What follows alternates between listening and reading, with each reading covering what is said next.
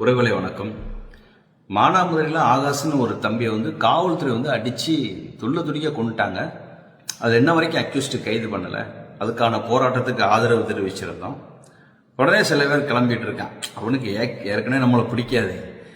அவன் ஏதோ ஒரு ஷாக்காக வச்சுக்கிட்டு நீ எப்படி அங்கே போகலாம் வைக்கலாம், டேய் நீ ஏதாவது ஒரு பிரச்சனைக்கு வந்திருக்கியா, வீட்டுக்குள்ளே முடங்கி கிடந்திருக்க, நீ எதுக்குமே வர்றது கிடையாது, எதுக்கும் வராமல் இருந்துக்கிட்டு புதுசாக ஏதோ உனக்கு இந்த சமூகத்தின் மேலே பற்று இருக்க மாதிரி கலாணி பேல, டேய் நீ ஒரு திருட்டு நாய் தானடா, நீ என்ன சொல்கிற, நீ டேய் இந்த மாதிரி நீ உனக்கு தைரியம் இருக்கா, இடம் தேதியெலாம் குறி அப்படின்லாம் சில பேர் சொல்லிட்டு இருக்கீங்க. அப்படி சொல்கிறவனுக்கெலாம் நான் சொல்லிக்கிறேன், கேட்டுக்கங்க. முதல்ல மகாராஜா யார், அவருடைய வரலாறு என்ன, ஒரு பின்னணி என்னன்னு தெரிஞ்சுக்கங்க. எனத்தையாவது தீக்குள்ள கையை விட்டுட்டு அப்புறமேட்டு ஐயோ அப்பா சுடுதேன்னு சொல்லிட்டு இருக்காதீங்க. அப்படி யாருக்காவது ஒருவேளை இல்லை நான் சண்டை போட நினைக்கிறேன், மோதி பார்க்க நினைக்கிறேன், இடம் பொருளை குறி அப்படின்னு சொன்னால் எனக்கு டைம் இருக்கும்போது சொல்கிறேன், வாங்க பார்த்துக்கலாம், ஒன்றும் பிரச்சனை இல்லை. நீங்கள்லாம் ஒரு கொசு மாதிரி நசுக்கி விட்டுட்டு போய்கிட்டே இருப்பேன்.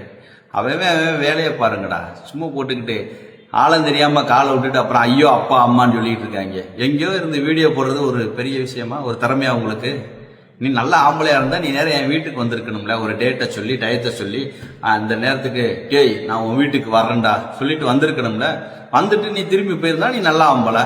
நீ அதை விட்டுட்டு எங்கே இருந்து ஒரு ஒரு 100 ரூபாய்க்கு ரீசார்ஜ் பண்ணிக்கிட்டு போன்ல ஏதோ ஒன்று போட்டுக்கிட்டு இது என்ன மிரட்டலா? இங்க வரு. இப்ப நீ இந்த மிரட்டலிங்க பாத்தீங்களா, இதுக்காகவே ஆகாஷ் விஷயத்துல நான் இன்னும் அதிகமா செய்வேன், இன்னும் அதிகமா போராடுவேன். உன்னால முடிஞ்சா புடிங்க, பாத்துக்கலாம். சரியா? வணக்கம். நான் ஏதாவது ஒண்ணு பேசுறோம்னா உடனே சாதி வரியை தூண்டுதான் வைக்கணும். என்னைக்காவது சாதி வரியை தூண்டி எந்த இடத்துல பேசியிருக்கேனா? ஏன்னா அவனுக்கு தெரியும் நான் பேசலன்னு தெரியும். ஆனா நான் பேசுறா ஒட்டுமொத்த முக்கோளத்தோர் ஒண்ணு திரளதாங்கிறது தெரியும். அதுக்குத்தான் அவன் தடை போடுறதுக்காண்டி என்னைய தொடர்ந்து பேசி பேசி பேசி பேசி என்னை ஏதாவது நெருக்கடி பண்ணலாம் அப்படின்னு சொல்லி நினைக்கிறான். என்னை அழிக்க பாக்குறான், என்னை அழிச்சிடலாம் அப்படின்னு சொல்லி நினைக்கிறான். ஆனா ஒரு எசிகராஜா அழிச்சிடலாம். நான் தான் கிட்டத்தட்ட லட்சக்கணக்கான எசிகராஜா உருவாக்கிட்டேன். புரியுதா? விழ விழ எந்திரிச்சுக்கிட்டே தான் இருப்பாங்க. அதுல மாட்டுக்கிறதே கிடையாது.